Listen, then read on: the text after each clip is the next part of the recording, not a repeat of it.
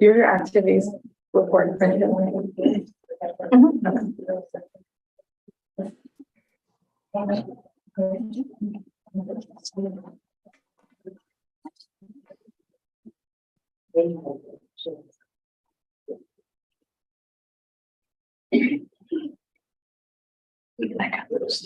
Okay, meeting is being live streamed.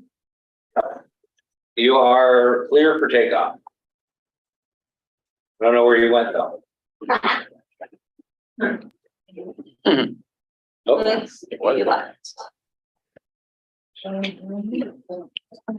everybody go?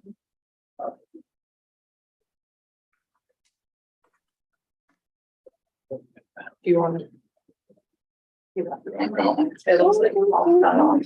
Oh, fell off. Yeah, oh, there you are. Now coming back. All right, Lenny, you're gonna be able to do the old Yep, secretary. I'm ready. I'm all ready. All right, let's try this again. I think you're all set and ready to go when, Paul, when you're ready. Okay, do we have anyone absent? Are we all? Well- If we're all here. We have a quorum. Where everybody. No, all 9 are here. Okay, very good. Well, let's call the meeting to order at 1:13. We have an established quorum. Do we have any Yes. members speaking? You do. We do. Okay, who is it? I have a letter from Bob Mason, a condo owner. Do we have any others beyond that? Yes, What do you have? I have a letter from a homeowner at Sylvia Morris at 1123 Silver Strand Drive. Okay, let's start with Lindia. You're going to read one. Do I need a microphone or am I good? I can hear you. Okay. Board of Directors Sterling Oaks irrigation proposal. I completely agree that the infrastructure of Sterling Oaks needs continuous attention and updating. However, the board must base all our activities and recommendations to the owners/members in alignment and compliance to the published declarations of covenants, conditions, and restrictions from the docs, May 11th, 2020. The rumor on the street is the proposal to the members was rejected, thus eliminating a proposal that was not in compliance with the docs and potentially illegal. Going forward, all future proposals must be in compliance with the current docs, or the docs must be amended to cover any new proposals that are not following current docs. The specific sections that must be considered for a proper irrigation proposal are as follows. 1, definition, 1.17 lot. In quotes, means a portion of the community, which may be independently owned and conveyed. In the case of a condominium unit, the unit shall be deemed a lot. 5, easements. 5.1, easements for utilities and community systems. The association, perpetual blanket easements, not limited to irrigation. 5.4, easement for collection for stormwater runoff and flood water. In quotes, install, keep, maintain, and replace water pumps to provide for the irrigation of any of the association property. 8, covenant for maintenance. 8.3, standard of performance shall include without limitation. Replacement as needed may include irrigation. 9, covenants affecting neighborhoods. 9.1, affect following neighborhoods: Tavernier, Manatee Bay, Wildcat Cove, Willow Bend, the Preserve, Deer Creek, and Sanctuary Point. 9.1.2, lot irrigation. Each lot must be equipped with an underground sprinkler system designated to irrigate all sodded and landscape portions of the lot. The association shall have the right to install and maintain the boundary of each lot. Each owner shall be required to connect to the underground sprinkler system. 9.4, irrigation system. Sweetwater Bay, Eagle Cove, and Heron Lake at Sterling Oaks. Irrigation system are exclusive common area reserved. The associations have the right to maintain, repair, and replace the irrigation systems. Owners within shall be assessed their proportionate costs. 14, use restrictions. 14.27, irrigation. No sprinkler irrigation system of any type which draws upon water from lakes, ponds, wetlands, Canals or other ground or surface waters within the community shall be installed, constructed, or operated within the community by any person other than the association. All lots must be equipped with automatic underground sprinkler systems, which shall be connected by the owner to the irrigation system installed, operated, maintained, repaired, and replaced by the association within the common areas. Thank you for taking the time to read this abridged version of the docs. The conclusion I draw from my analysis is that the association is obligated to irrigate the common areas and bring a main line from the common area to the boundary line of each lot. The cost for the common area irrigation should be shared by all owners. The lot owners are obligated to provide sprinklers on their lot at their expense. This is simply stated solution. However, the scope of work, cost development, implementation schedule, and approval by members is a gargantuan project. Thank you, Robert Bob Mason. I'm not sure what that means. Okay, Next. Next. yeah, Your turn. okay, just briefly, I received, 2 phone calls from, people in, Manatee Bay asking me what is the dollar limit that the board can spend without going to the members for their approval. I answered by saying, I believe it's 10% of the operating budget, which is somewhere in the neighborhood of $300,000. Actually, I think it's a little more than that. So I got one letter from a person that I gave that answer to. It's from Sylvia Morris at 1123 Silver Strand Drive, who says, I have been informed that the board of directors are allowed to spend $300,000 without a community vote. I think this is an excessive amount of money. I feel that many homeowners like myself are unaware of this amount, and maybe this should be brought to their attention. Thank you, Sylvia Morris. That's all. Okay, very good. Any other members speaking? With that, Nothing's been submitted. then let's go to the secretary's report. Linda, I'd like to make a motion to approve the minutes from the June 22nd, 2023 meeting. okay, I need a second. Second.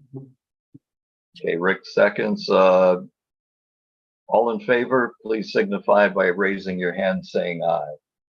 Aye. Any opposed? Motion passes. There is no president's report. Let's go to general manager's report. Mark? Okay,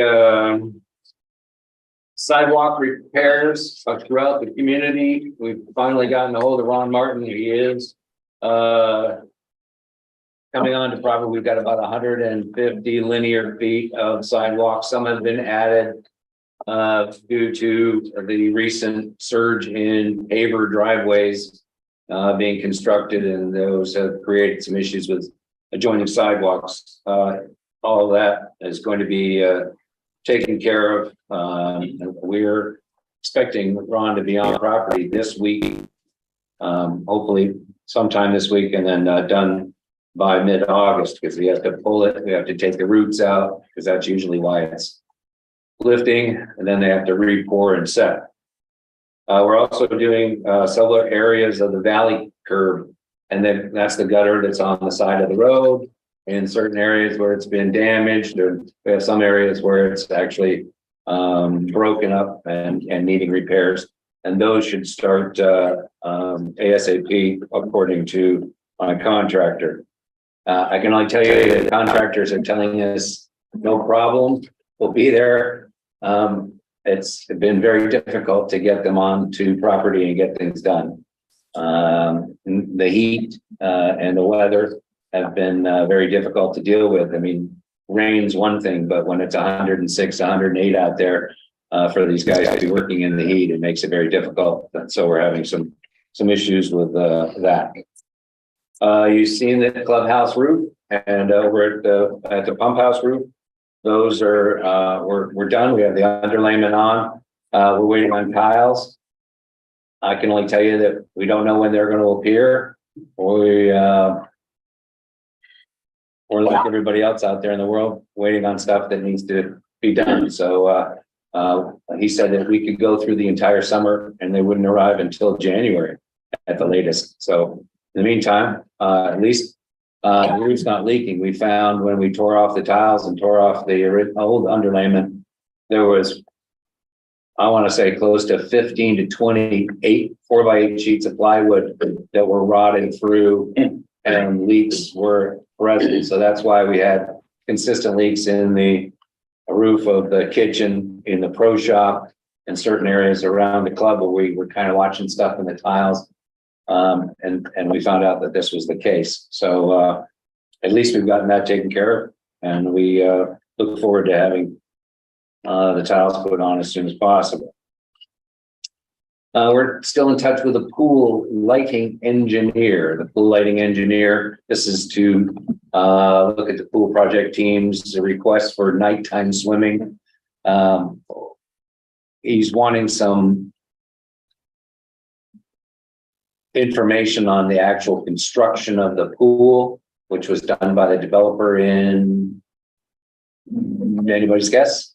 96, 96, 97, 94, somewhere in that way. And we have none of those documents, building the blueprints. So we're trying to work with him and trying to figure out how to get some of that information to him. We've given him several surveys and other items that we've gotten from recent projects to try to help out getting that done. The more that we can get through that process, I'll get you more information if he likes that. Mark, can I ask a question?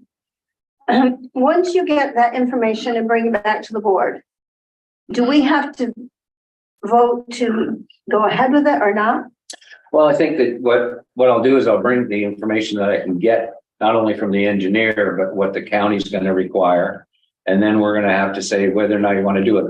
The caveat is finding an insurance carrier that if we do get approved by the county and we have everything ready to go, we can send that to an insurance carrier to see if they'll cover us. I imagine that there are coverage available out there. I just don't know what that entails as far as whether or not we'd have to go with an outside carrier like Lloyd's of London or but I know that Philadelphia and American, which we have in our property liability, has said no to nighttime swimming, even with the lights and the permitting, simply because of the liability and with nobody on site. However, we have several communities or hotels, et cetera, that all have nighttime swimming. So we'll pursue that and get as much information. But the board will make the ultimate decision because the board decides hours of operation. Right, but I think we should also, besides hours of operation, I think there should be a limit on age limit that is unaccompanied. I think it would have to be accompanied by an adult up to a certain age.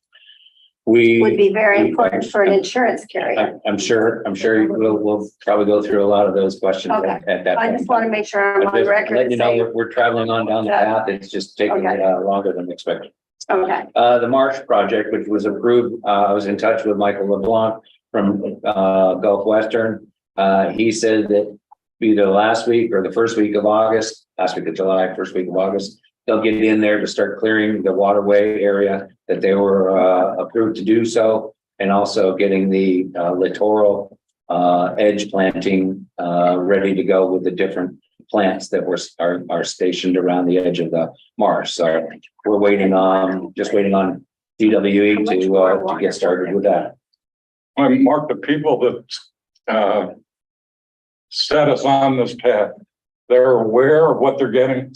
Yes, well, as far as I know, because Michael's actually copying Lisa on all of those, and I'm sure she's in touch. We'll keep pushing stuff out there to the individuals. The more that we know, once they get the waterway started, we'll probably send out a notice to the community to let them know, especially the condominium owners, what's taking place in their backyard, so to speak, in case somebody has questions. You know, I think it's important that they know they're not getting a lake Nope. like it was maybe 30 years ago. Correct. They're getting a waterway channel and plantings, so it'll look nice. We And did put the image out in the last the board meeting update that was sent. Okay, You guys that's fine. approved it. Yeah. That- That's fine. we'll continue to keep people apprised of that, sort of. We're gonna close the clubhouse probably in late August, for our annual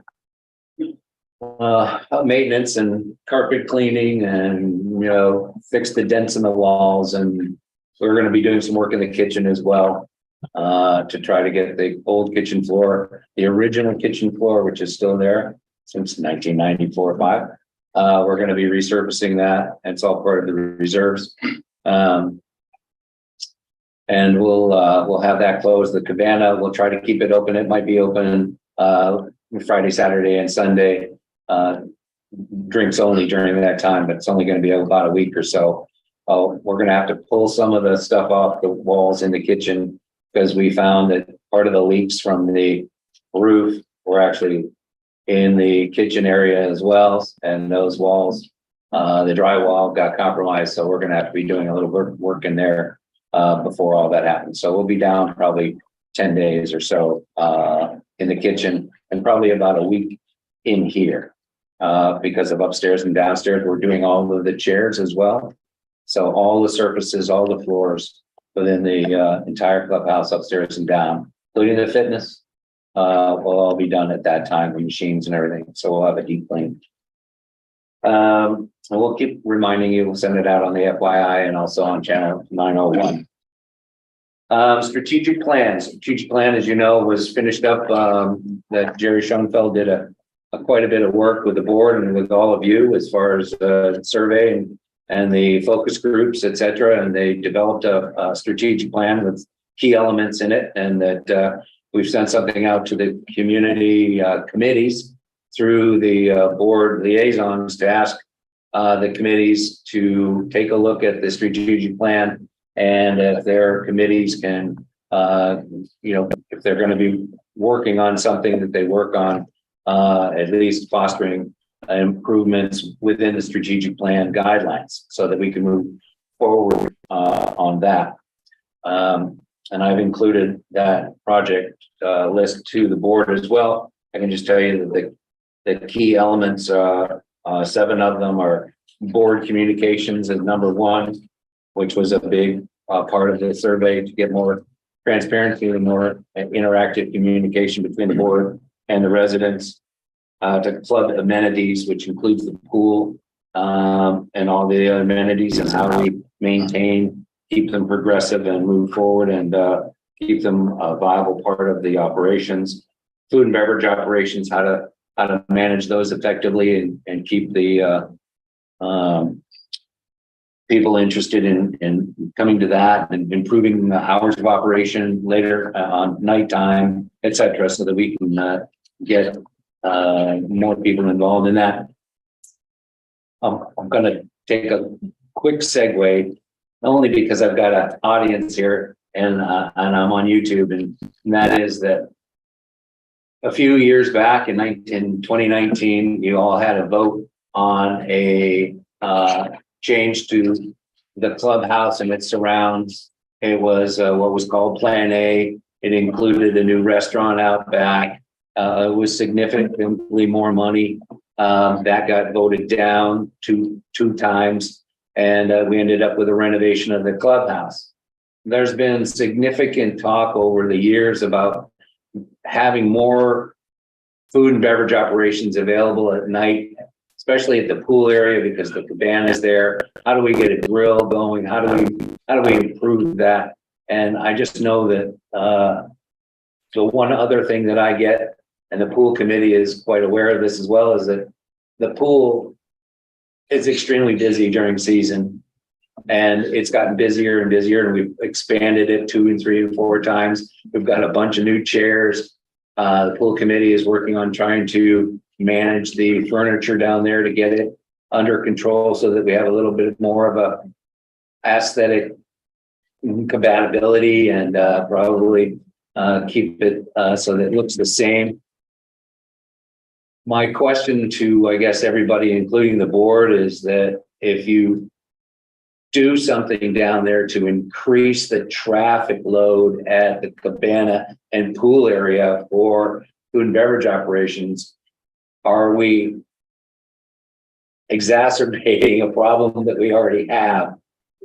I kind of asked, you know, do you get your bathing suit on so that you can go to Pinchers and sit outside or somewhere else so that you can go to dinner in the afternoons or at night in your bathing suit? No. It's kind of like we have so many people down there in season all the way through till 6 or 7 o'clock to throw another 100 and some people down there for dinner at the same area with the lack of area seems to be non-productive. So my question is, at some point in time when we want to have outdoor dining like we do at all the other places in the world and all the other communities, where can we put it so that it is not going to increase the problems at the pool area that you're having today? I'm not saying that you need to do it. I'm not saying that you should do it. I'm just saying that it's difficult to try and push more down there from a strategic plan standpoint, which is part of the things we're having to deal with. It just is a question that we have to mull over. So that's my segue today.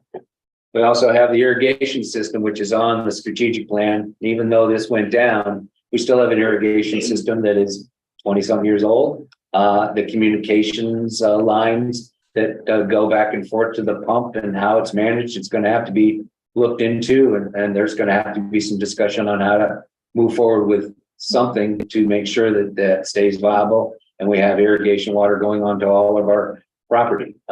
So how that's going to be managed is probably going to be discussed over time, and that's just part of the process that we go through.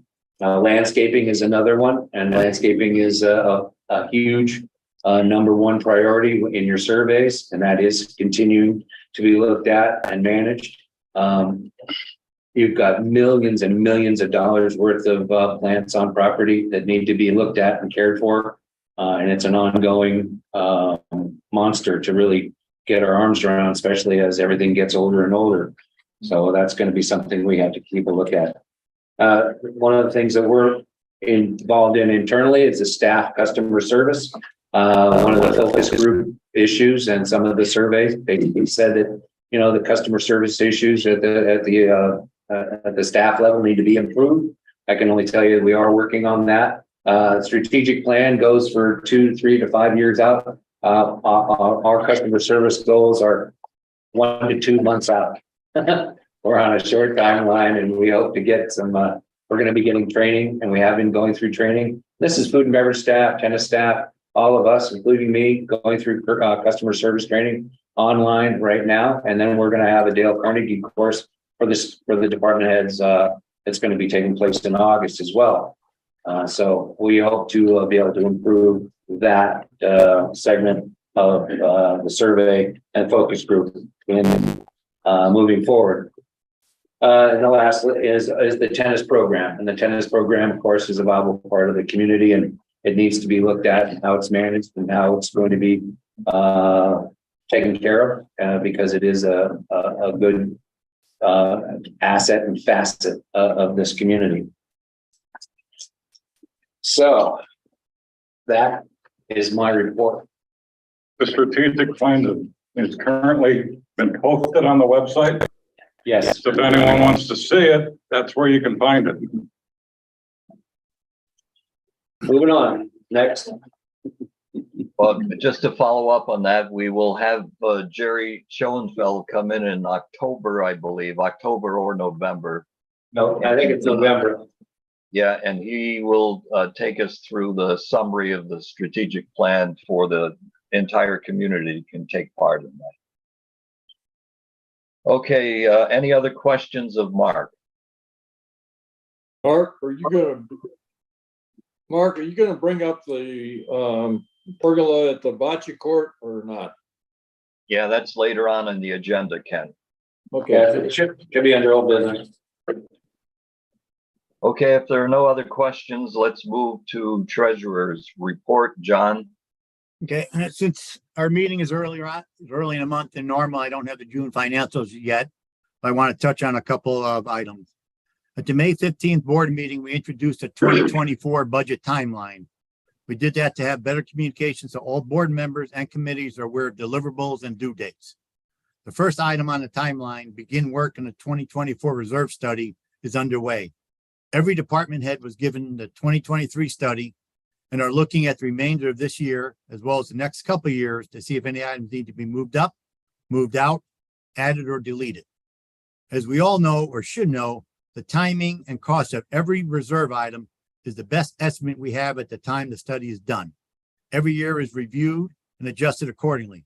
Just because in any year or couple of years we are under or over what was in the reserve study doesn't mean we can just take that money out or have to put that money in those years. It is adjusted the following year study. Remember, the reserve study and calculation is based on 30 years, not 2 or 3. The second item on timeline, request board and committees to submit any budget requirements, was completed. Hopefully all board members have committees that contribute line items to the budget, have done so or are working on it. The due date for that is 8/1. Any questions regarding that? No, but I have a comment. We thank you for that, John. That's good forward thinking. And I want to remind all liaisons to committees and committee chairs that as part of the strategic plan, we're asking for a 1-year plan for each committee. So that plan should in fact reflect the strategic plan, and it should gel nicely, John, with your suggestion for dollar amounts for this year. Okay, good. I do have a couple motions to make. A motion to suspend the following members as described in the Sterling Oaks collection policy and refer the account to our attorney to pursue all legal remedies actions. S0093 is the item or the location. John, what's the difference between number 1 and number 2? Number 1 is Immediate. And the more severe than number 2. number 1 is immediate, as it should have been taken care of at the So last. immediate meeting. suspension? Yeah, Okay, and number 2 is effective August 1st. okay, But we need a second on the motion. okay. I second. Okay, all in favor of the motion, please signify by saying aye. Right. Aye. Aye. Any opposed? Motion carries. Okay. The second motion is suspend the following members, describe the Sterling Oaks collection policy and refer the accounts to our attorney to pursue all legal remedies available if not current by August 1. That's 0063. Second, Okay, any discussion? If not, all in favor of the motion signify by saying aye. Right. aye. Any opposed?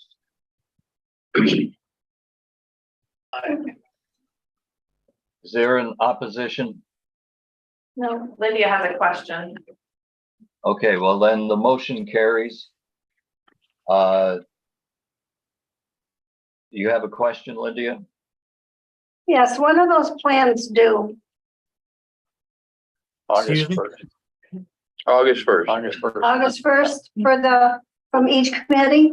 Yes. Thank you. Okay, John? I'm done. Okay, any questions of John? Very good. Thank you for that timeline. That makes a lot of sense, John. Thank you. Okay, let's go now to committee and project team reports, landscaping chat. Well, at the last board meeting, we approved landscaping expenditures, I believe, in the neighborhood of $28,000. As of this rating, I believe those enhancements are about half complete. Right now, I'd say they're more like 85% complete. I hope you've seen some of the nice changes in the medians. Nice. Very noticeable. I don't know if you've noticed, at least the beginning of trying to hide a little bit all that ugly stuff over by the maintenance shed. So I think,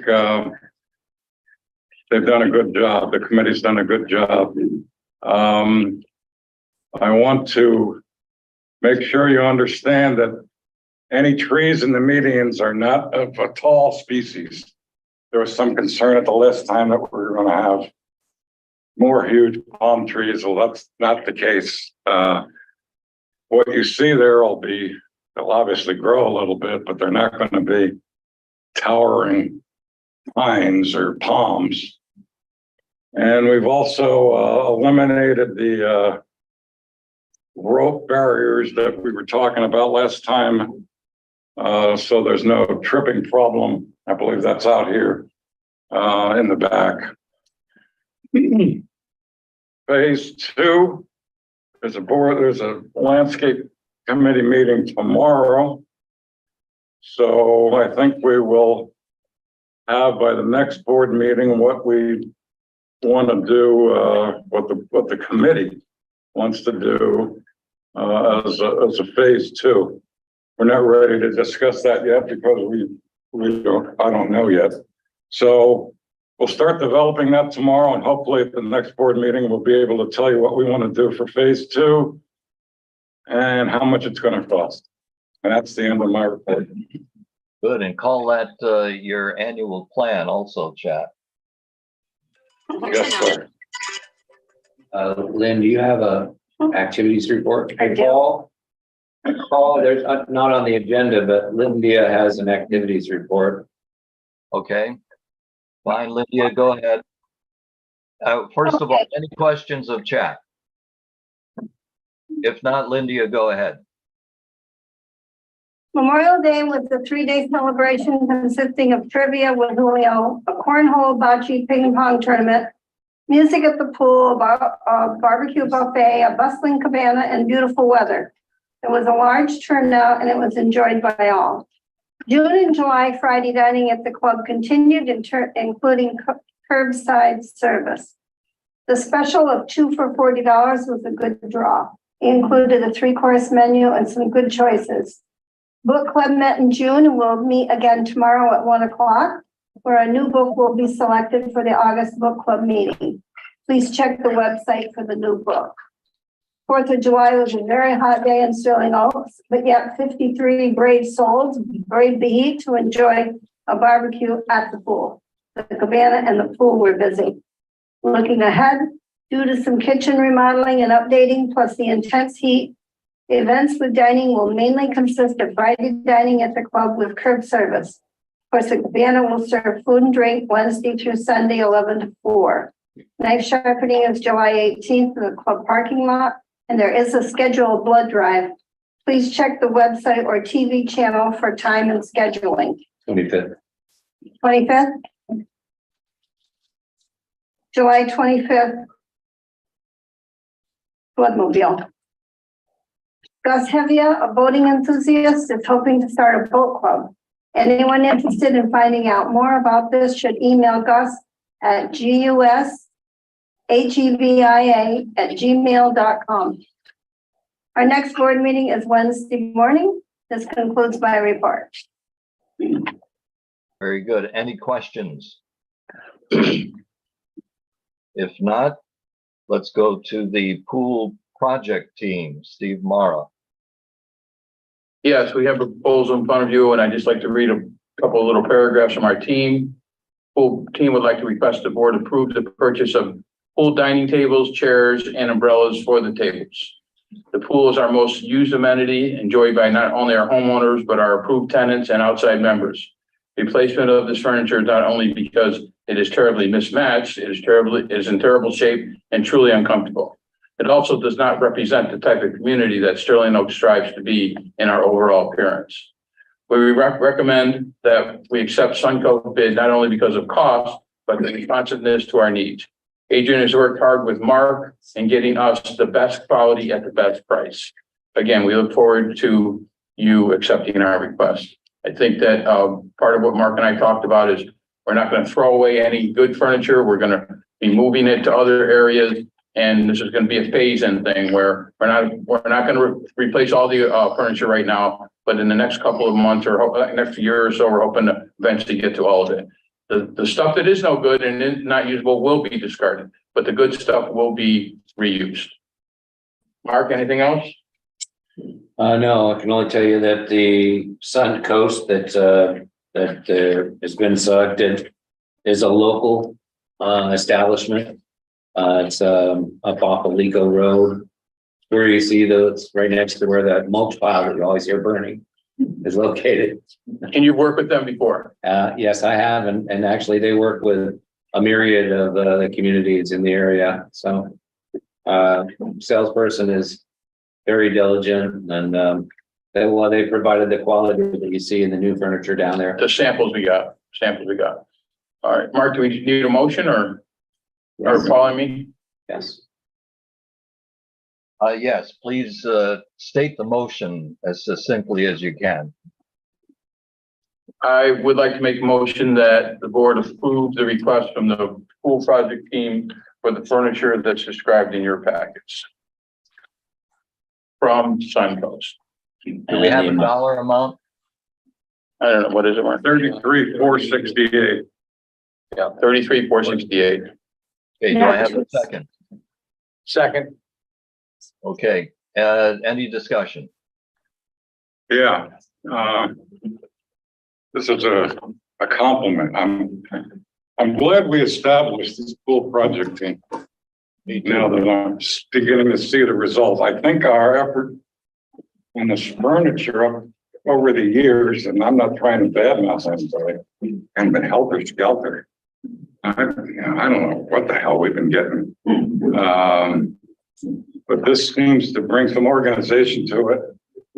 And I think that's terrific. Well, there's a plan, and eventually it will all be the same looking furniture, Right. but right now it's not gonna be. Well, But can't be eventually it right will now. I be. mean, Well, right now it could be, but it'd be a lot of. we want to spend And $90,000. we'd be throwing, I guess it and we'd could be be. throwing away good equipment. So I think this is a good compromise, but thank you, Jeff. Yeah, that's good. I have a comment.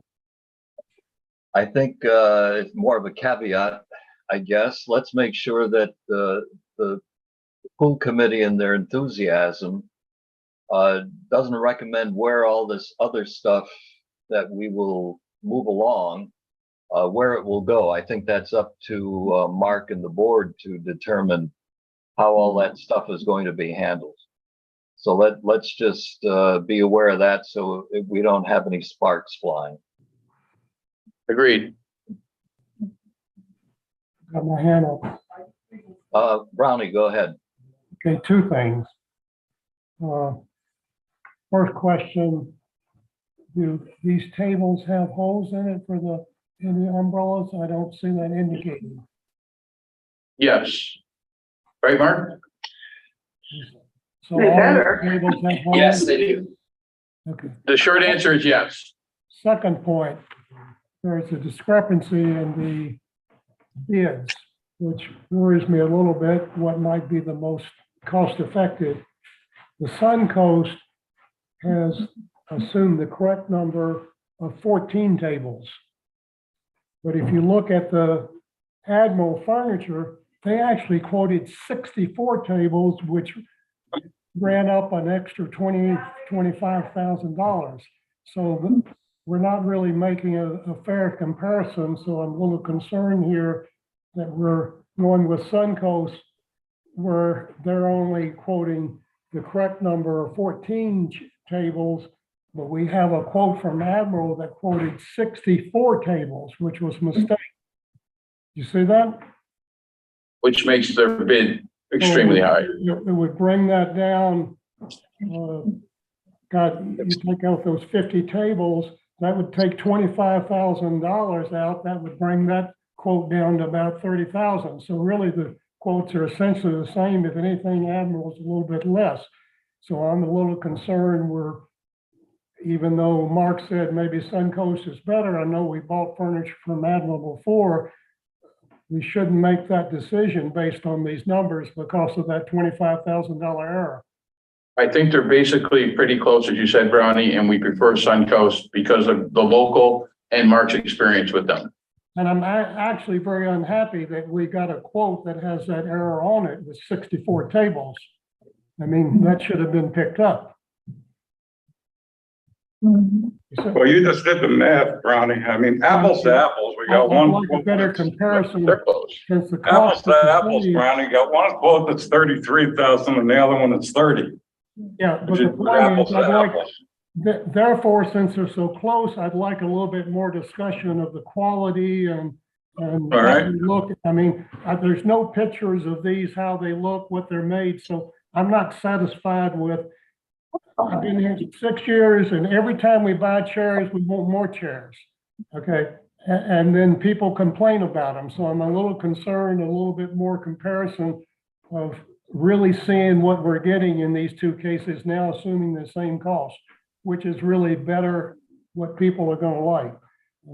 Brownie, I can tell you that the committee and Mark worked very hard with a lot of different companies and looked at a lot of different chairs. And I would suggest maybe you join the pool committee team if you want to be part of that process. That process did happen. That process did happen. But y'all were looking at 33,000 versus 55,000. That's my concern, that you might have been swayed by the dollars. When we do convert the numbers are very comparable. Yeah, but they're not comparable if these are the numbers you looked at. That's the point I'm making. So I understand the point you're making. so I'm concerned maybe we like the other chairs a little better, but they were 55,000. I think that should be re-looked at to make sure we're really picking the ones we want at the same cost. So that we could. I think I'm hearing that the- 25,000. Committee. I'm hearing that the pool committee did in fact look that over. And they were aware of that. Is that right, Steve?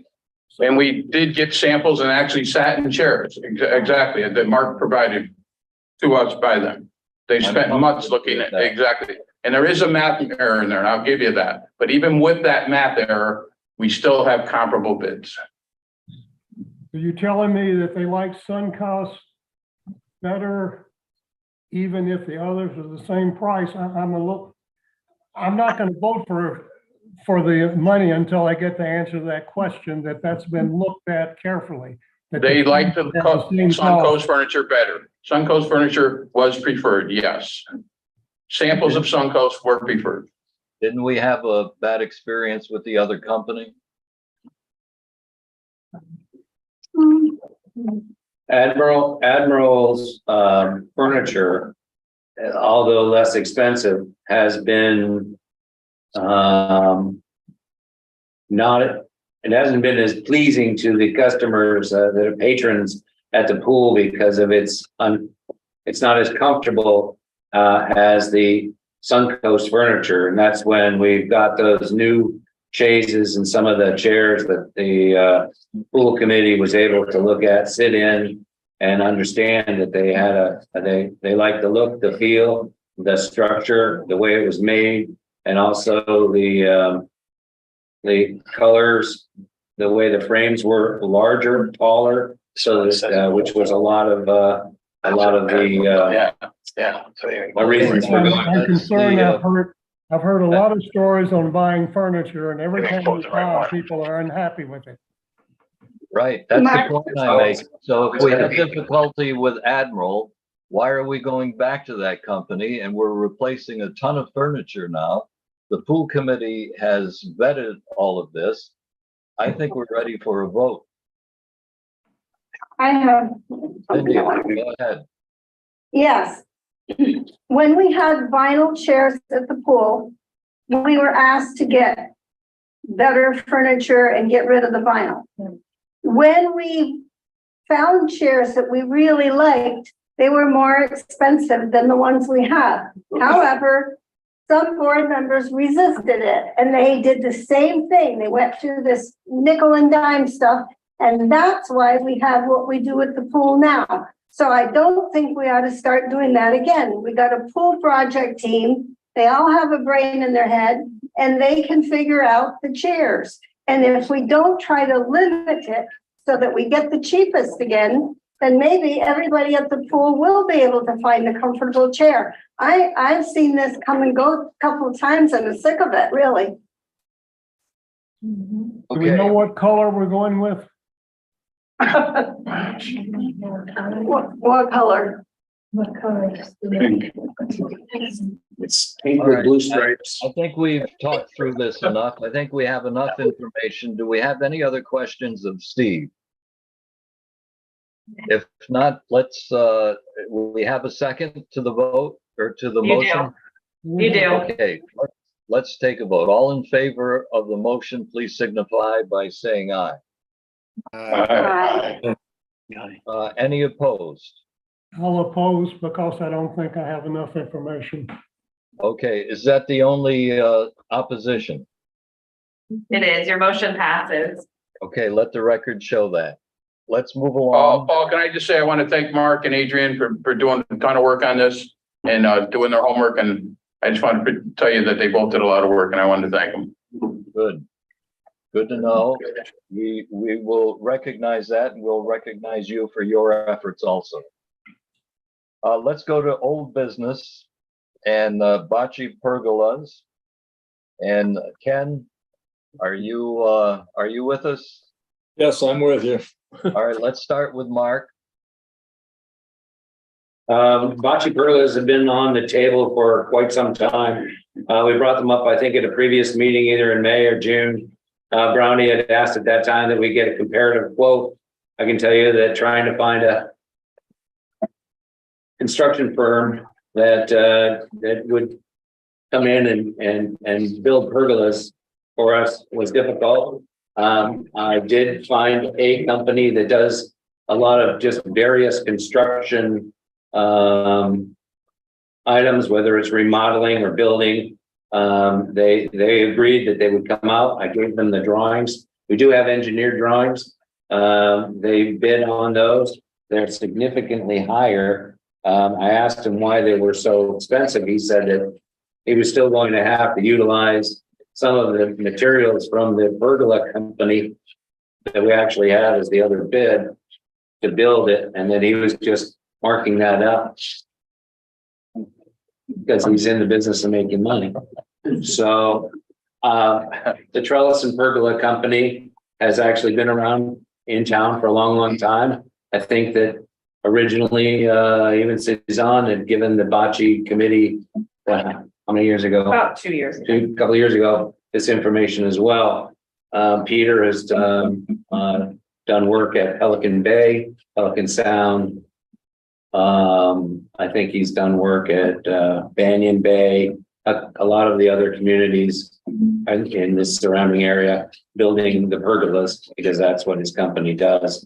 I think that this would be a great asset to the bocce front, and what's nice about it is when you look out of here, you wouldn't be seeing a green canopy that would be covering up and you couldn't see anything. You know, actually, these are pergolas and they'll look nice out there to enhance that view and give the bocce players the shade that they've been asking for I don't know how many years, along with the bocce committee and the players originally had asked for a third court to go in between where the two are now.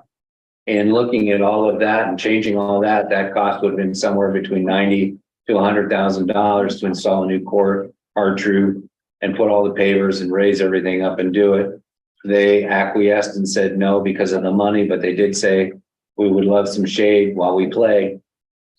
So that's how this came about more than a couple of years ago. This has been in the works for quite some time.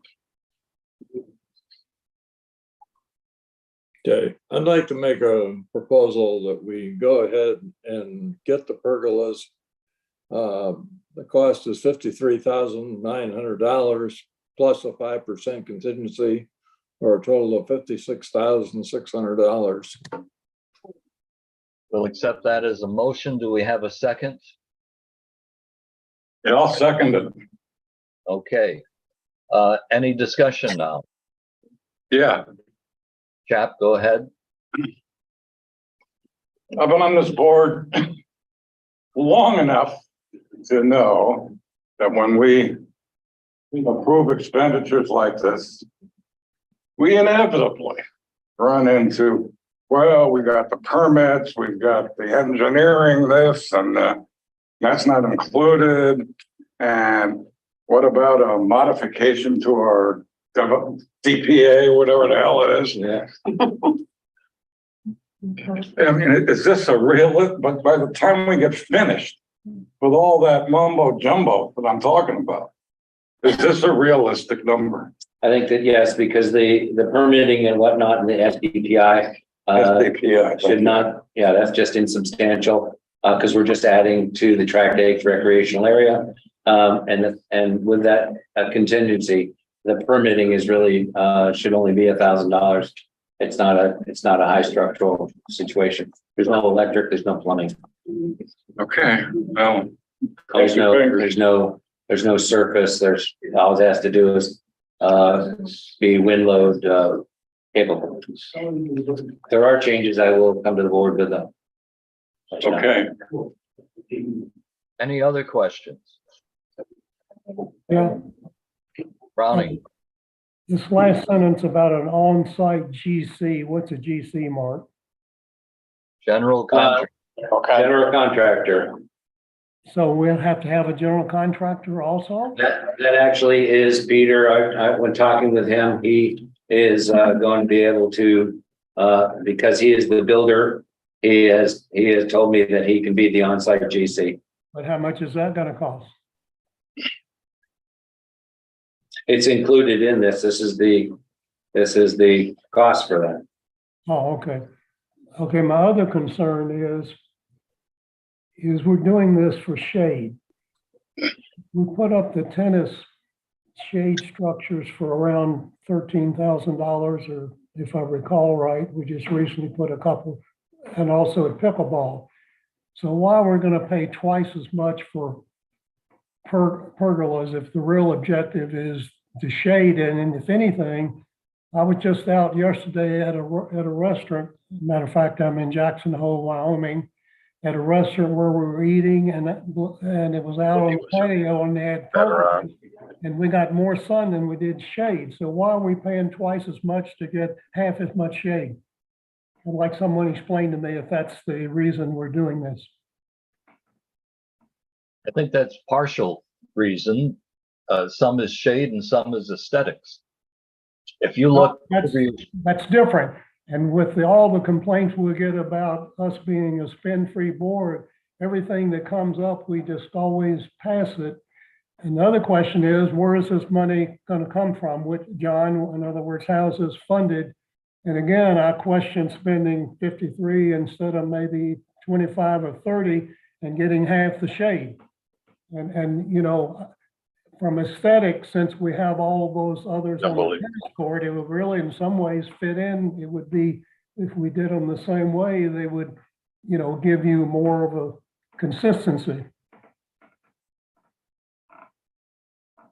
Yes, but we don't want this to look like Army barracks out there either. And certainly we could be totally utilitarian and set up a shade structure that is not very pleasing. Now, if the people at the clubhouse look over their shoulder out at that area, it's not going to be very pleasing to have one of those tennis shade structures out there. However, a pergola will augment that area. And we use that area for more than just bocce activities. But this could be set up as a stage area for some of the musical events and other events that we have out there. So rather than do short-sighted thinking, I think we have to look at two things, the aesthetics and the utility. I think we need to start looking at money a little bit too, Paul. It seems like, you know, and are these at the far end of the bocce courts or the close Yeah. end? Far end. Okay. No, they're at the close end. Close end. At this end, not at the far end. But again, I didn't get an answer on where the money's coming from, John. come out of long-term capital fund that we talked about before. This came up several meetings ago, Brown. We said this along Well, with the I mean, pickleball. we Let me talked finish about talking, it. Brownie. Let me finish talking, please. Yeah. Okay, as I said before, it would be coming out of the long-term capital fund, just like the pickleball and some other ones. That's why we have a long-term capital fund. Thank you. And again, this has been ongoing for more than a couple months. And let's keep in mind also, when we're talking about money, that the bocce people had requested well over $100,000 just a short while ago for an expansion and improvement in that area. And we, in fact, along with them, turned that proposition down. This is much more palatable than looking at over $100,000. So I think we are being understanding here of our monies. Any other questions on this topic? I don't have a question, but I have a statement. Go ahead. I think separating that bocce area with a pergola rather than having green canopy after green canopy is much more pleasing aesthetically. But also, in addition, since we've remodeled our clubhouse, we're getting more parties, more weddings, that sort of event. I think it would give you a nice focal point out there that brings in a lot of money to our club, this outside events. And I think having a place for wedding pictures and for that sort of ceremony outside would be an enhancement to the club rather than just throwing up another green canopy. So I personally would be in favor of the pergola. Okay, any other questions or comments? Yeah, I've got a comment. Go ahead, chap. Ronnie, thank you for being our fiscal conscience. I'm nearing the end of my 6th year on this board, and I am so tired of being hammered by a certain faction of our community that thinks we're a bunch of spendthrifts on this board. I wish more people would attend these meetings and find out why we do what we do, why we approve what we approve. And again, Brownie, I think it's good to have you to keep us under control, but I really think we're acting responsibly, and I'm sick and tired of being bashed about being a member of a board that's a bunch of spendthrifts. And I just wanted to get that off my chest. Thank you. Okay, it's time for a vote. Unless there are any driving questions that remain. If not, all in favor, please signify by saying aye. Aye. Aye. Any opposed? Aye. One. Do I have the count right? Yes, motion passes. Motion passes. Okay, very good. Let's move on to pickleball court update. Let's defer to John Coyle and Cezanne. Okay, pickleball updates is on, probably can speak to that.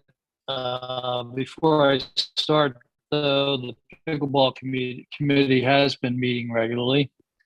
They are determined to continue the successful activities that they're experiencing. They're determined to survey annually their members by having everyone re-register on Team Reach and any new ideas, any suggestions or whatever. They're also committed to remaining as an amenity and not having a budget supported by the board. Let's see. They are going to continue the activities that they find successful, including a periodic tournament. And these will be self-funded. And other than that, I think Cezanne can speak to the rest. As you may have seen my email this morning, I've been in contact with several companies requesting the self bids for options 2 and 3 that the board requested for the pickleball court expansion. Welsh has provided new soft bid numbers for us. Option 2 increasing to 243,000, option 3, 182. This does not include any engineering plans or permitting process.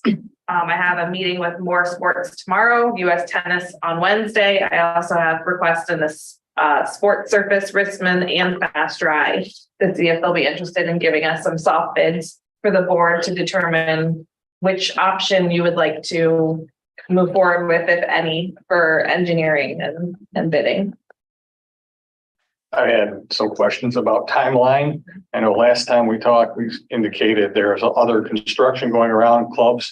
And then some of these people, one wasn't even interested in bidding and the others were saying we're booked out. Yeah, With big most of projects. these, I've really had to twist arms and beg them to come give us So a it's bid. kind of a safe bet that you're not going to see these before this next season. I can't Safe bet. assume. Completion before the end of before the next season starts. This calendar year. He said it's a safe bet we won't have it completed. Yeah, I mean. Yeah, people are asking when they're going to see the finished product. I would say that, I mean, right now, we're just working on soft bids. I don't have the board Yeah. approval to move forward with an option to go to engineering, to even go to the county to see if that option is allowed. So right now, I'm just working on trying to get you guys numbers. So these numbers, 182 and 243 are without engineering or without county. Yeah. That is correct. They're without any engineering plans or county permitting process. Like, what's your rough estimate as to what that amount might be? Quarter of a million. From Jeff Dunner, is about 25,000. So we add 25,000 to this. to One this is, figure. That's just, Paul, that's just the one bid.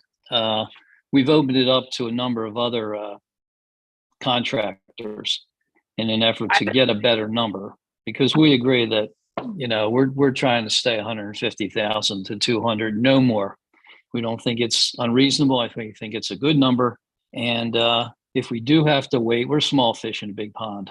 So if we do have to wait until 2024 to get them done, so be it. But we're trying to be financially responsible here. Yeah, I would say with Welsh, we're just such a teeny project that they really might not even be interested. So they're throwing out large numbers. They have huge courts being built everywhere else. Yeah. So let's just work on getting some other bids and figure out what the numbers are. Susan or John, one question. Does that, I know it doesn't include engineering, but does it include the fencing and, the fencing we need and everything? Does it include that? Yeah, That's Plan, Because there'll be a need for all new fencing. And is that No, included? no. So Not- that's there won't be a another need. 25,000 or something. there won't be a need for all new fencing. It'll be new fencing, yes, on half of the property. The existing fencing remains. But anyway, even if it's So half, it's- is that not included then? no. The fencing is included in what we're asking for in option number 3. Okay. Do we know if we're ADA compliant in these two options? No, you guys are using plans that a homeowner drew up, and we have not gone to the county with the plans to see if anything's approved.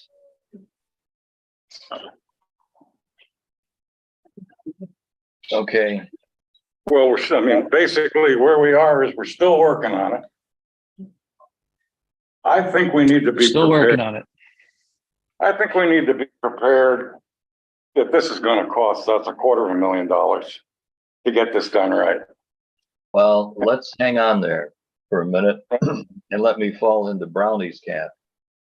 If we get into those kinds of numbers, I will be the first one to say, maybe we should go to the community with a project of that size.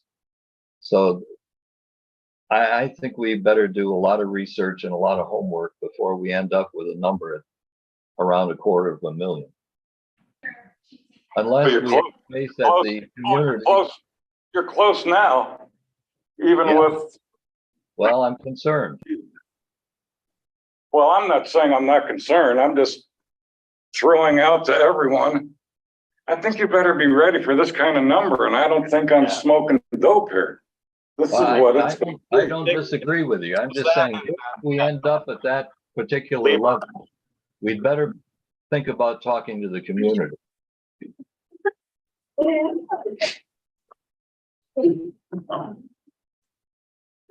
That YouTube can go viral. Any questions of John? Chef's on YouTube talking about weed. We can find some. Cannabis. Yeah. Not legal in Florida. Does this conclude your report? This concludes my report. Okay. All right. Irrigation projects, next step. I'm thinking we all have certain things in our mind that we'd like to share. I'd like to start off with Mark. And we've had some discussions over the last few days, anticipating the vote and thinking about some other options. So it sounded kind of sound to me. So I'd like Mark to start the discussion and talk about some possibilities.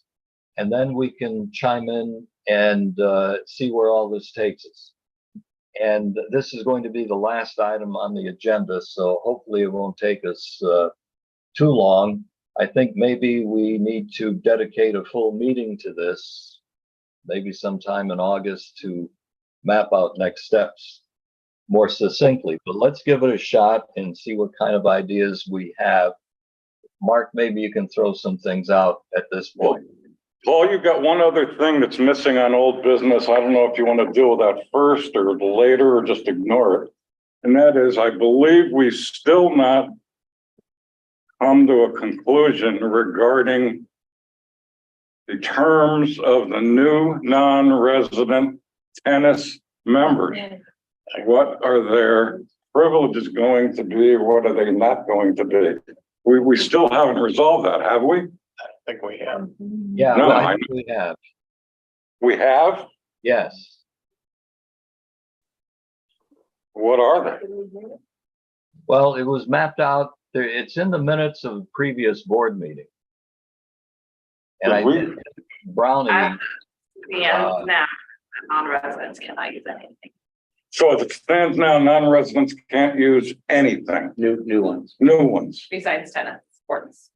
Right. Wasn't And we that, voted that in? You didn't. Yes. Where the heck was that? Where was I? was that over 350 members? No, that was any new, I was not present at that meeting, and the way that the minutes wrote was that the board approved that any new members as of June 1st is tennis only. That has nothing, and then that has nothing to do with your cap. Right. It's all been resolved. So And the by all reports, discussion, all right, original? No. I think it's a mistake. A lot of people don't like that. Well, I don't remember that being resolved, and if it was resolved, I think it's a mistake. well, we all voted on it. We all had the opportunity for discussion and voting. So that's a past issue at this All point. right, that's done, I guess. What Rick, help about me. food and beverage? I got a question. I mean, Yeah, there were. The answer is no. Yeah. You just asked it. The answer is no. They can't use I don't the remember map. voting on that either. No, I brought up about food and beverage, and it was like, okay, somebody said we didn't actually vote on that portion of it. And my feeling was, I said, they should have food and beverage. Aside, if you're excluding everything else, they should minimally have food and beverage. It was like, okay, how are they gonna get into the Cabana area? And it would be reconfiguring the whole thing. And my point was, food and beverages volume is dollars that we'd be giving up. We'd be losing a lot of money. Well, And we didn't specifically say yes or no to food and beverage. That was like, okay, we'll discuss it at another time. In fact, I think you even mentioned it, so we never voted on it. Well, evidently, our president's interpretation of this is we voted on that and it's a dead issue. No, that's not true. I didn't say it was a dead issue. I said that we voted on those aspects. Doesn't mean to say that we can't bring up this topic in particular and have this evolve. There's no problem with that. However, it's not on this agenda. And if we want to place it on a future agenda and map out some concerns and questions, we can certainly do that. Paul, Yeah, I'd like to bring it up. this meeting, can John give us the figures of how much outside tennis members bring in to food and beverage? Yeah, that's fine. If you want to discuss this at another time, that's fine. It's not on this agenda. That's the only thing I'm saying. And we've got a big item right here that we're about to talk about. Let's not get distracted. Well, I'll give you an agenda item for the next I'm board gonna put it meeting. on next. Put it on for the next board meeting. I think as it stands Yeah. now, it's a mistake. Okay, as a tennis liaison, I agree with Chap and really Paul. I think we didn't completely handle that last piece, but we should put it on the agenda next month. You ornery today. The tennis committee. You are. Before then anyway, so if we could just delay Smoking that. weed.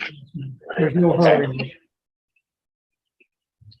Okay, All right, the item that we're I thought it was gonna be discussing, under business. the item we're discussing has to do with irrigation and next steps. Okay. To me, that seems pretty significant. Let's not get distracted. We could deal with these other things at another board meeting. But Mark? Is Mark Yeah. there?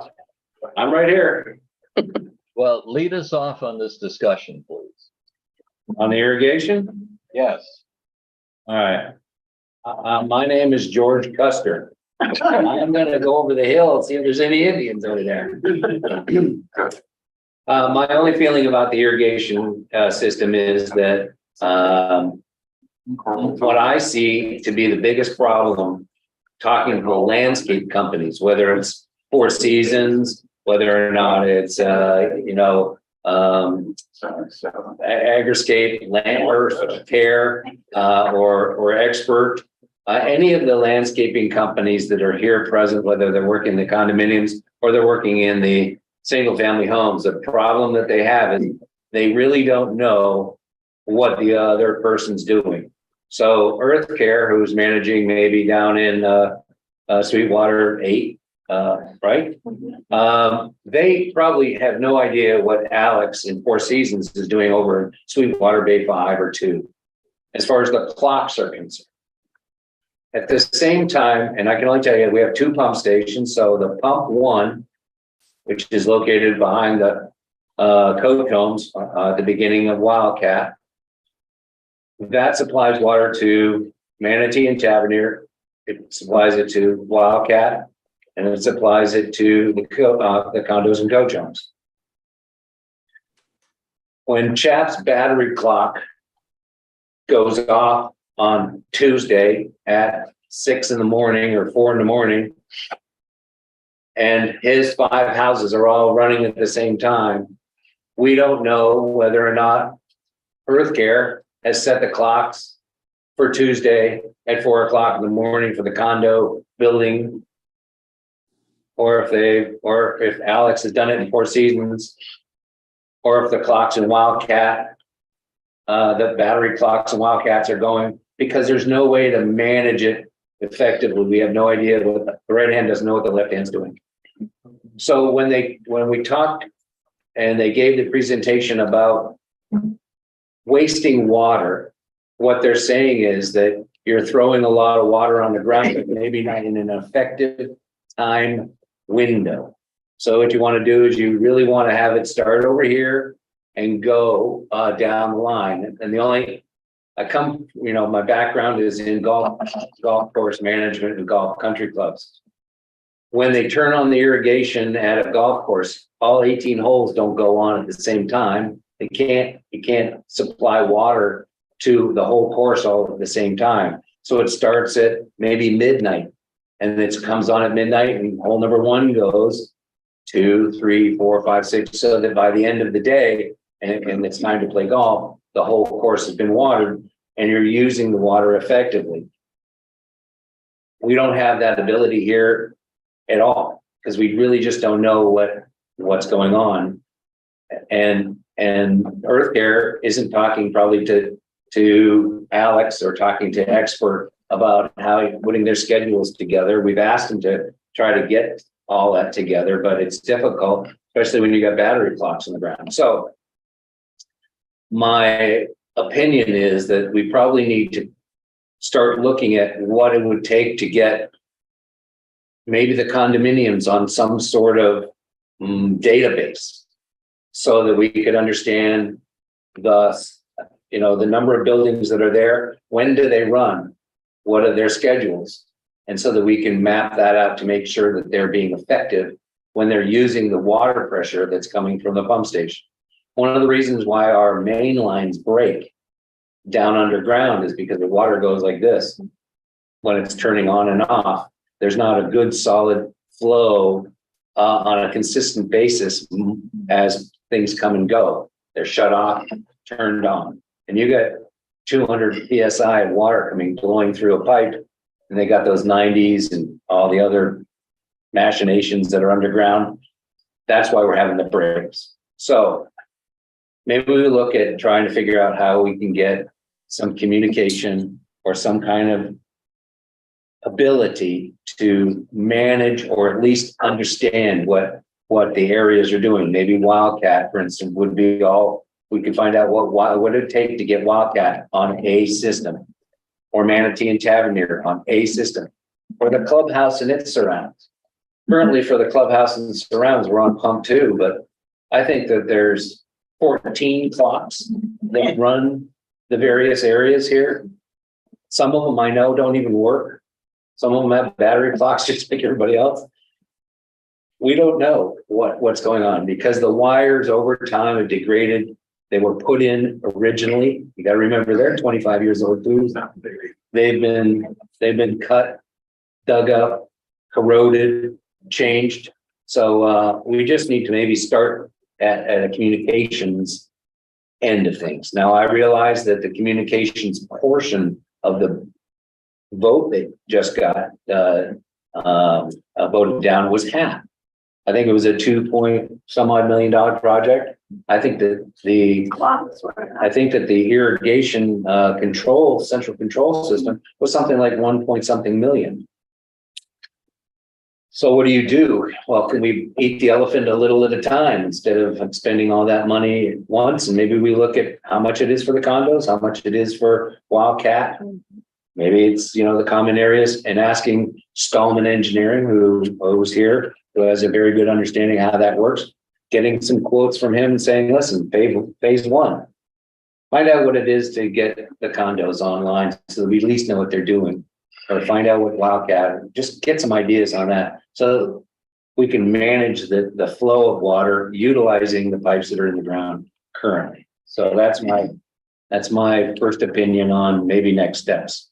I have no idea on costs. And I don't know whether or not that's the right thing to do or not. That's just me, because I talk to these landscaping companies and they look for, how do you turn it on over here? Well, the clock might be over there. They don't really know. And they certainly don't know what the other person's doing. So that's my 5 seconds. So before we throw out more ideas that we might do, let's get a reaction to this concept. Is it feasible? Is it viable? Is it something worth considering? What are your thoughts? I don't know. Well, I'll start. The first thing I want to do is a little bit of a post-mortem. What happened here? Why did this thing fail? 2-1. I think there's 2 reasons, maybe more, but at least 2. Number 1 is I think there was a great deal of dissatisfaction for how the cost was being allocated. It's particularly true out of the condos. And I think there was some adverse reaction perhaps in Sanctuary Point to I'm happy with what I've got, so why mess with it? The second reason it failed is a general reason. Gee, this place is pretty green right now. It's out of sight, out of mind. I don't want to spend that kind of money for something that looks okay to me. I don't know how in the world you overcome that. And I don't know how in the world you overcome the allocation of expense problem. The kind of thing Mark is talking about, you're going to run into the same problems with allocation of expense. And even $1 million or $1.5 million is going to run into the same problem with allocation of expense. And hey, everything's green, I don't care. So this is a tough nut to crack. That's all. I don't know what the answer is. Linda? I feel that a lot of people in the condos and coach homes, rightfully or not rightfully so, whatever, I'm not making any judgment, but I think they equated those pipes underground with water usage. Even though we're not paying for water usage, the water's coming out of the ponds, but I think there was an equation that, well, gee, they're using a lot more water than we do. Why do we have to pay the same amount for the pipes in the ground? And I don't know how you get around that when we're not paying for the water because it's coming out of the ponds. So it's not like you can say, well, we'll charge these people more for water because none of us are being charged for water. So I mean, as long as that equation exists in their minds, and then I think a couple of people, not rightfully so, it gave them the idea that because of the old docks when the place was built, that we had our own. I mean, God knows what that would cost for our condos to go in on their own and do a whole irrigation system. We'd be double that, I think. So, but I think it's that water usage thing, and I don't know how you get around that. Well, it is difficult. And, you know, we wrestle with this in society all the time. If you live in one of the towers on the Gulf and you're on the upper floor and you need that elevator, you'll pay whatever it costs in dues. But if you live on the first floor and you never use that elevator, why should I be paying for that? Same thing in school districts. You're paying school taxes and you don't have any kids that go to school. And you're saying, why am I paying for these taxes? You know, it's an age-old problem. So you're right. We can state what the problem is over and over, but we have to come up with a solution. And the solution is we come up with a feasible plan, or we do nothing. And we determine, is this an emergency? Do we have to do it? Or do we ignore it? Do we do nothing? Those are the choices we have in front of us now. We either come up with a plan B, or we say the community is not interested, and it's very difficult to wrangle.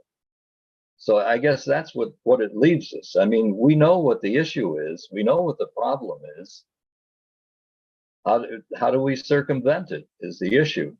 Now we can come up with some plans, and maybe the money decreases, but you've got that problem with Sanctuary Point and part of Deer Creek, who will now say, we're very happy with what we've got. Any other analogy, or I'm sorry, any other system outside of what we just talked about is going to cost us more. Any way you cut it, it will cost us more. So we're fine the way we are. Thank you very much. That means it's going to cost everyone else in the community more. On top of that, you've got an inflationary factor that's going on. Whatever we come up with now, even if we duplicated the system that we proposed, it's going to cost probably at least 10% more than it did 9 months ago. So we know what the problems are. I think we just have to decide whether we have the fortitude to go forth with a plan B or not. Paul? John? Yeah, I mean, I personally don't think breaking up's gonna matter. I think the biggest problem was with this was the inequities that a lot of people felt. Even when we talked earlier on the board, there were some of us that thought maybe it should be tiered or broken out differently than all across the board. And apparently those who were at the condo coach home meetings and look at the turnout, a lot of people thought the same way, not just from condo coach homes, also from Wildcat when you have 2 houses to 1 and everything like that. So I think that has to be addressed. If not, you're never going to get this passed. If you try to That's go the across, point I'm making. And if you lose Sanctuary Point and part of Deer Creek, who say that cost, I scratched my head on that cost to begin with, but I can buy into it. If that cost goes up, you know, you lost those 2 communities. They're gone. So that means everything else in the community is going to be shouldering the load. I'm just saying, so it will never pass keeping it the way it is.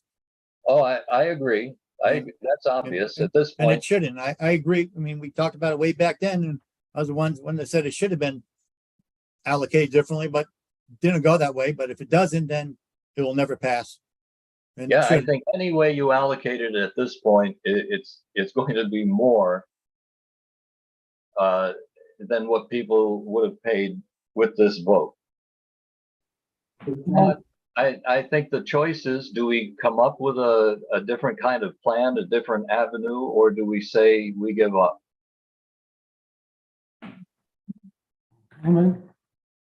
Browning?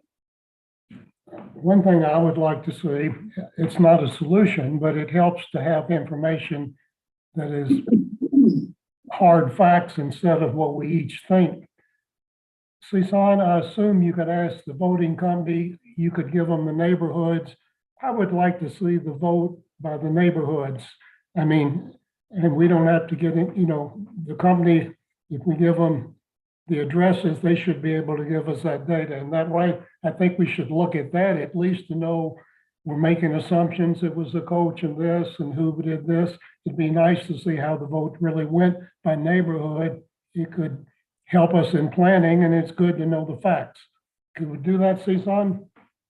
I will have to ask. I don't know, because the way that it was submitted, I don't believe their database was set up with addresses.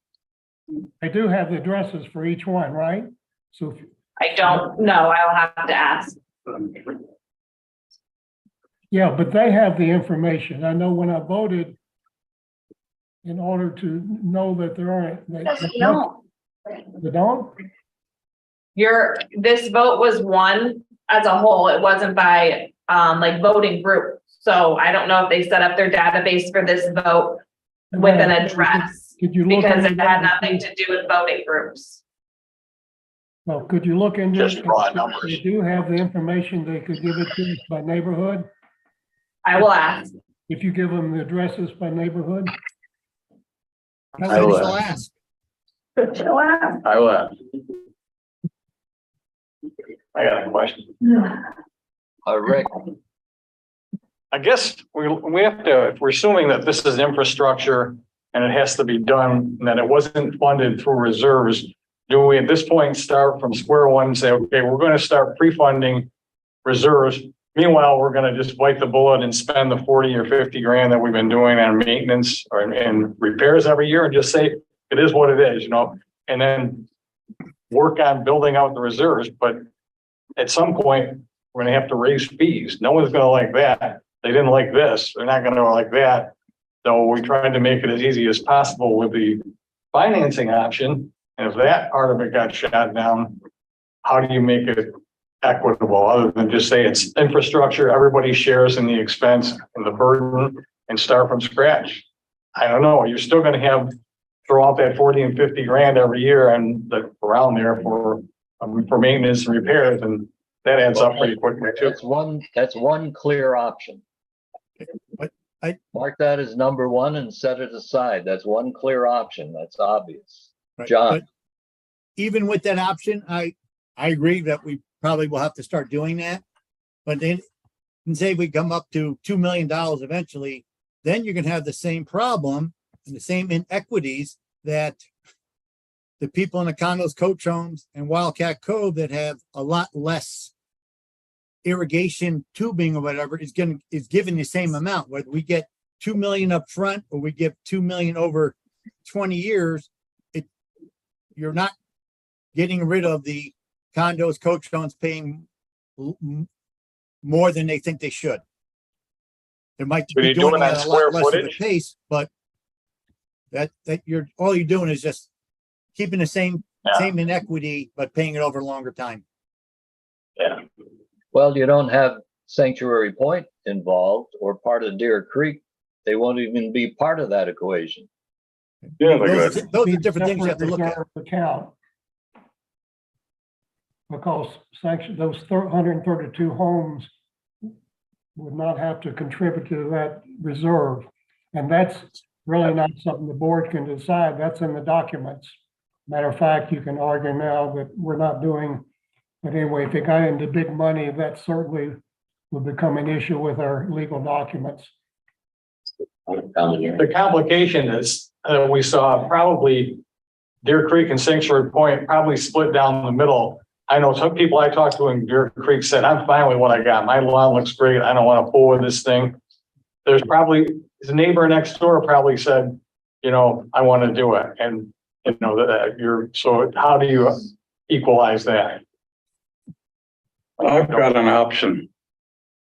As long as we're just brainstorming, which is what I think we're doing.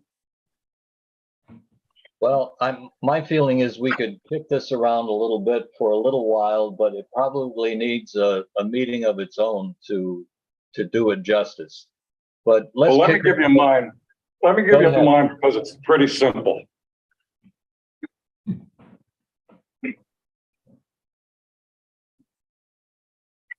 Let's try to remember why we started this in the first place.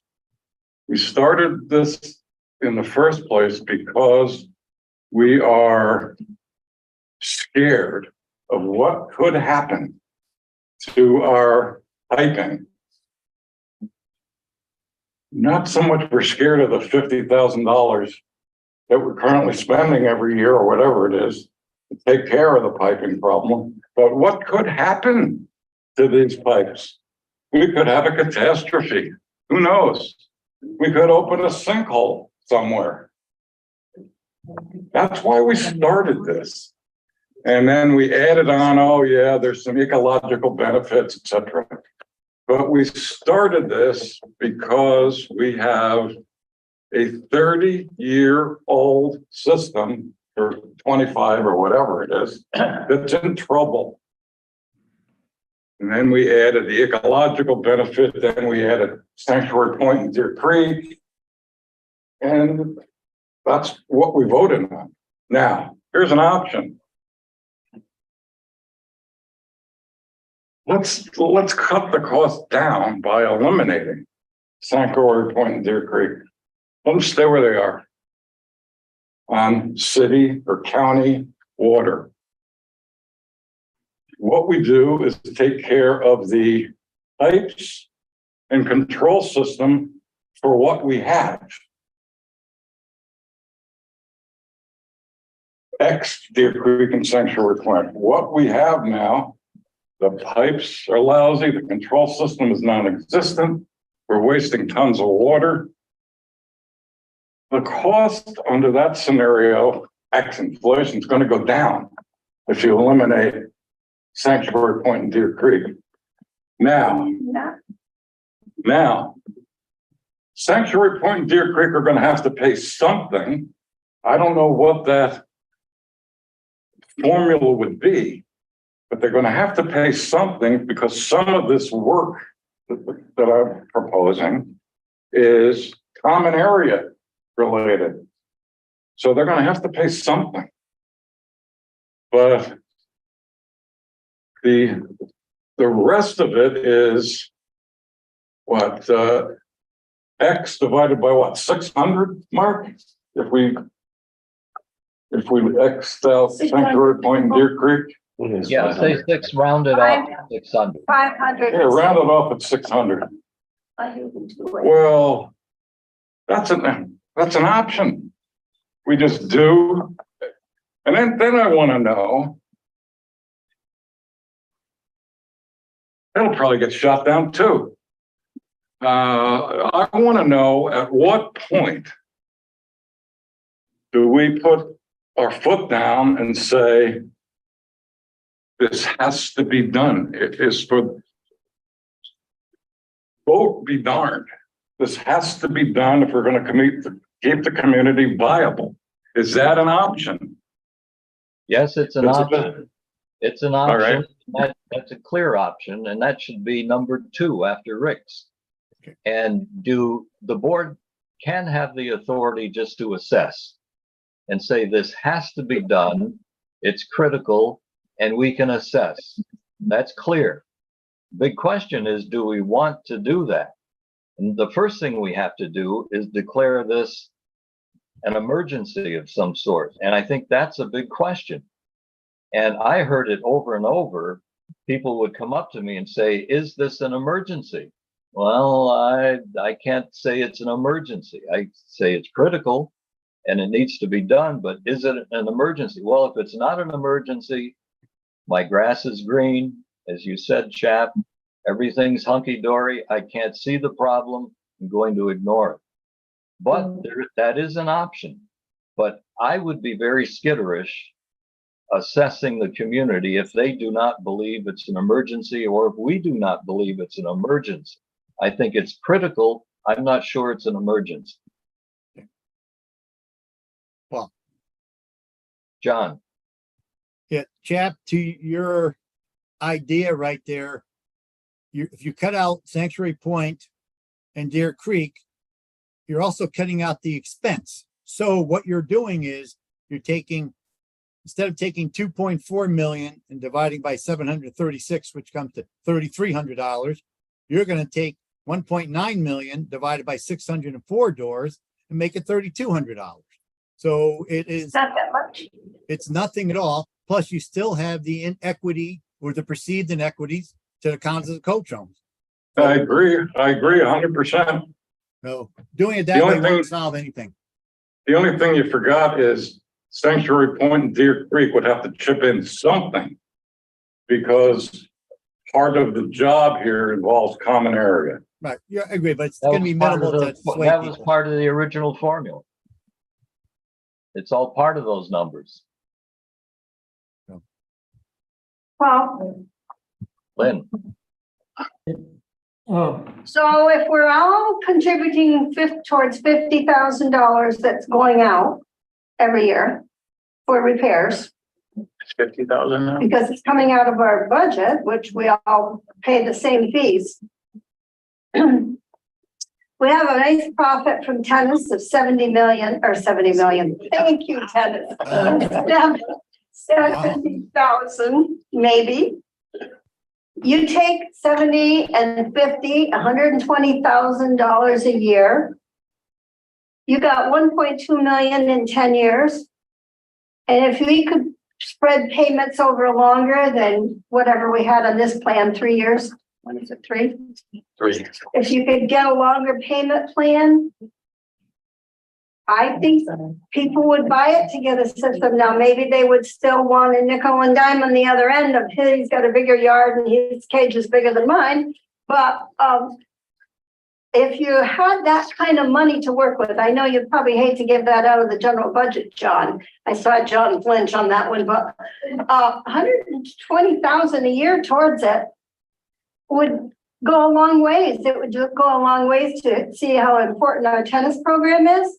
It would go a long ways towards making people feel better that they're not throwing away 50,000 a year. I mean, there's got to be ways to come up to do this. It's just, it just should be able to be done. So I think we better get some brainstorming sessions and see what works.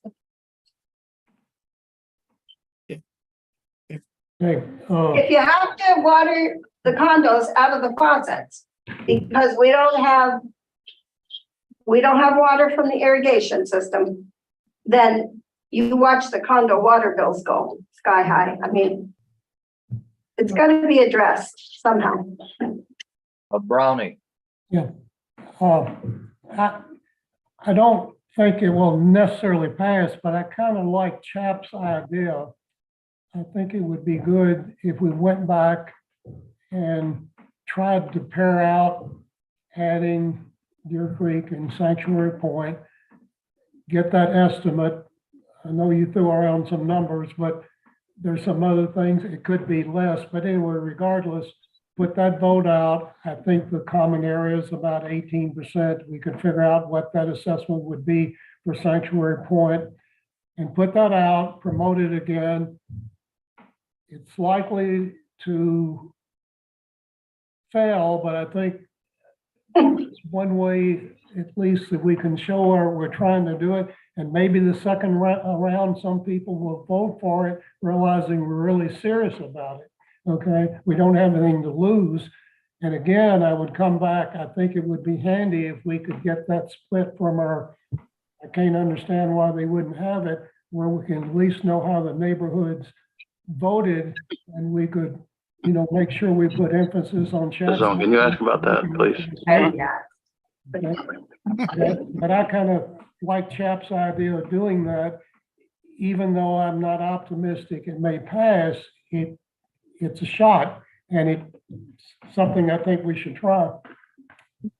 Because let's put it this way, if there is an emergency or critical, it is for rest of, in other words, Sanctuary Point and Deer Creek, there is no emergency or critical. I mean, we're paying money we don't like to pay, but at least it's not an emergency.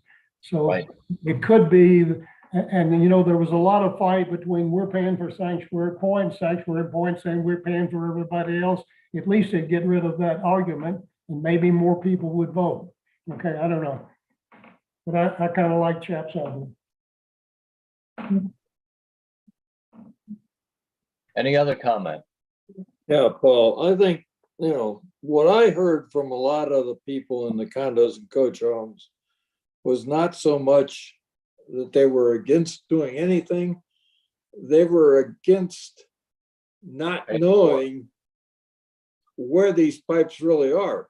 I mean, we never explained to them, and I couldn't explain it. I couldn't tell them, it's only the ones going down Sterling Oaks Drive, or is it the ones that go into the condos and coach homes? No. No. And that's where they were Yeah, saying, roads. wait a minute, I'm not sure I want to pay for,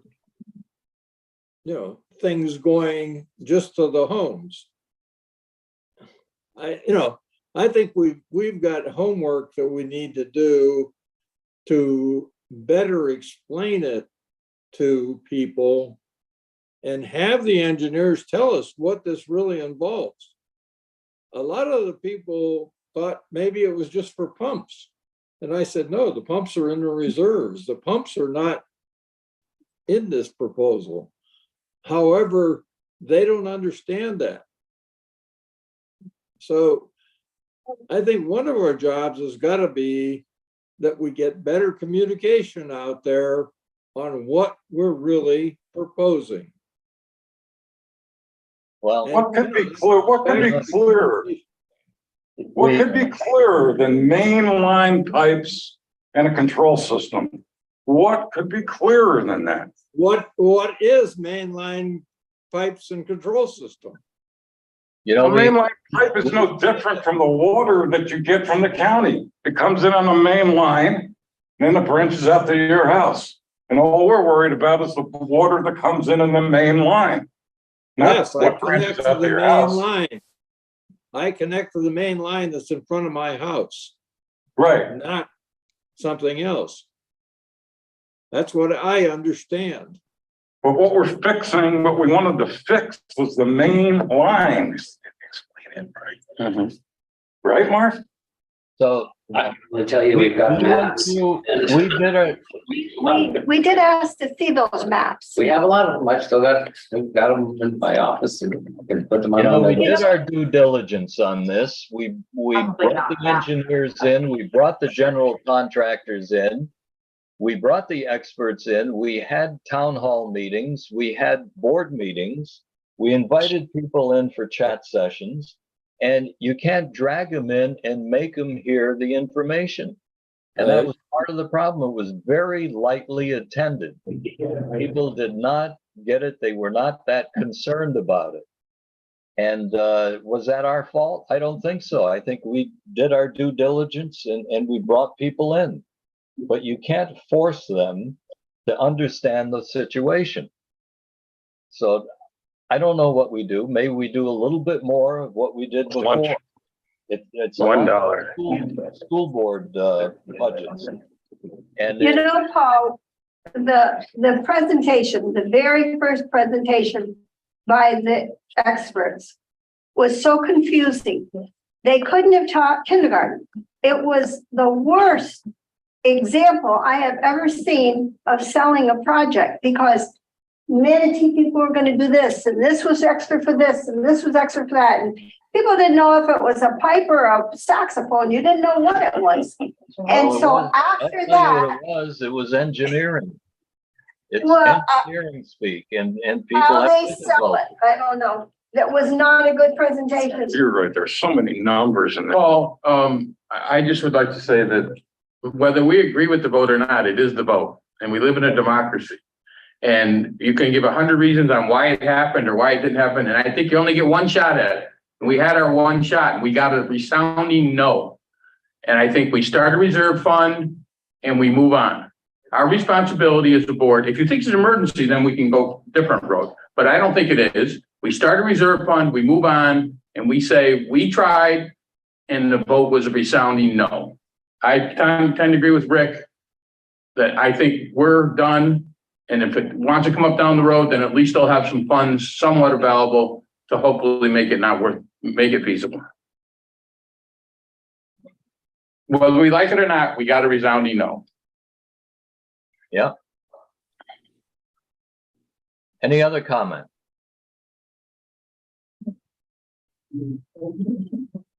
Well, let's mull this over as a board and then we'll talk about what direction we should go.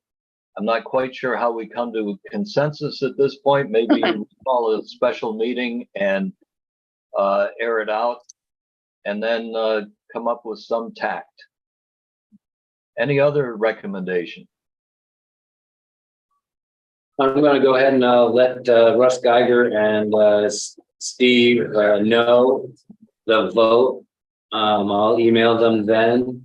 I'll also ask them, now that this has gone down, maybe they can provide some recommendations as to possible long-term next steps, not construction related in that size of a scope, but what we can do piecemeal over time at limited costs, get some ideas from them. Yeah, maybe a optional price. I don't think that would hurt. And then we could either dedicate the next board meeting to a resolution here in terms of what direction we go and take it from there. Yeah, Paul, I got one John. last comment. I agree with Steve and Rick. I mean, we voted and didn't take, so to throw out another vote just for 600 units is silly. I agree. And it's gonna go down anyway. Yeah, I mean, and So- it will still go down unless we change our way. I think we want to look into things going forward, and to use the money for tennis into this just means we're gonna have to make up 70,000 otherwhere. So Yeah, I take agree. money from pay Peter from Paul. Right, Hey, John, agree with that. just out of curiosity, Yes, if we wanted to add, let's say $100,000 a year Yeah, into the reserve fund well, for irrigation, we've done. that's what it's for. Say you want warrant, right, if something. What would that mean for Yeah. how much an individual's bill is gonna go up every month. About $11.32. That I'm not sure about because it's not a straight 100 grand. 100 grand's $11.84 a person, as we know, because we took 100,000 in cash the last 2 years. But remember, the reserves go out 30 years and it's all pooled and it's all cash flow Right. method. So I don't have that answer. We'll have to. So the answer is $11 per 100,000.